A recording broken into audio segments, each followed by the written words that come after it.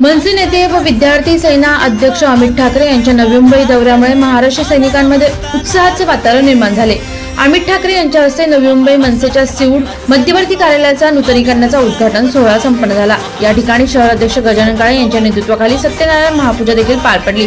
यानंतर नेरूळ सेक्टर 20 मध्ये मनसे उपशहर अध्यक्ष सविनय महात्रे आणि महिला सेना विभाग अध्यक्षा भूमिका महात्रे यांच्या पुढाकाराने मनसेच्या नव्या शाखेचे उद्घाटन करण्यात आले।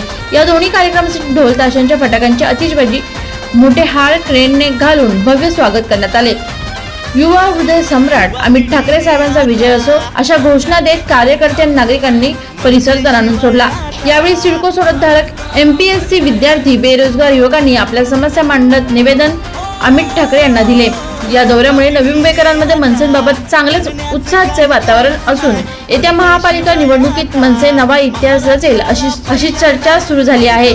कार्यक्रमाच्या यशस्वीतेसाठी महिला सेना शहर अध्यक्ष डॉक्टर आरती धुमाळ, उपशहर अध्यक्ष निलेश बानकिले, विनोद पाटे, शहर सचिव विलास घोणे, सचिन कदम, अभिजित देसाई, नितीन लष्कर, संदेश डोंगरे, आप्पासाहेब कोटुळे, संप्रीत तुर्मेकर, श्रीकांत माने, अनिकेत पाटील, संदीप गलगुडे, अनिता नायडू, दीपाली ढवूळ, शुभांगी बनचोडे, सोनिया धानके, अनिकेत भोपी, विशाल गाडगे, प्रवीण राऊत, भूषण कोळी, अमोल आयवळे, अक्षय भोसले, योगेश शेट्टे, अभिलेश दंडवते, भूषण आगिवले, चंद्रकांत मंजुळकर, नितीन नाईक, विशाल चव्हाण, चंद्रकांत डांगे, रोहन पाटील, श्याम डमाले, नागेश लिंगायत यांच्यासह असंख्य मनसे कार्यकर्ते आणि महाराष्ट्र सैनिक सहभागी होते।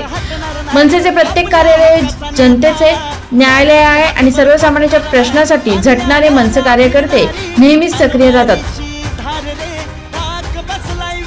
आज आमच्या शाखेचं उद्घाटन झालेलं आहे आणि आज अमित साहेबांनी आपल्याकडे हजेरी लावून लोकांचं पण म्हणजे मनोबल पण वाढवलं आणि त्यातल्या त्यात एक आम्हाला आशेचा किरण आहे साहेबांच्या नंतरचं आणि साहेब तर असणार निश्चितच आहे, पण साहेबांनंतर तर बघायला गेलं तर नेतृत्व म्हणजे अमित साहेब ठाकरे आणि खरंच आम्हाला आज मला काय बोलावं मी आजच बोलून आलेले बट थँक्यू।